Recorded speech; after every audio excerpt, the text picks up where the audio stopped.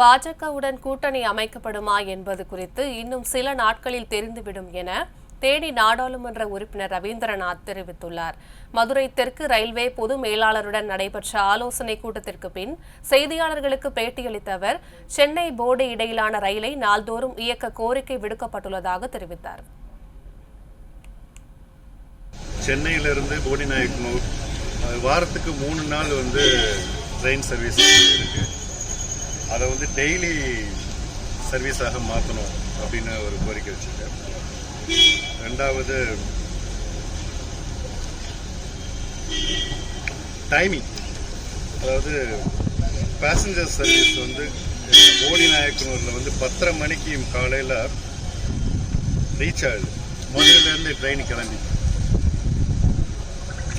திருப்பி போடியிலேருந்து சாயந்தரம் 5:50 கிளம்பி மதுரைக்கு 7:50 வருது. இதை நாம் மதுரையில் 7:30 மணிக்கு கிளம்பணும் அப்படின்னு சொல்லியிருக்கேன். அப்போ தான் காலேஜ் ஸ்டூடெண்ட்ஸுக்கு, ஆஃபீஸ் வேலை பார்க்குறவங்களுக்கு எல்லாமே மதுரையில் ரீச் ஆகி அவங்க வேலை பார்க்குறதுக்கு வசதியாக இருக்கும் அப்படின்னு மக்களுடைய கோரிக்கை. அதையும் நான் இங்கே வலியுறுத்தினேன்.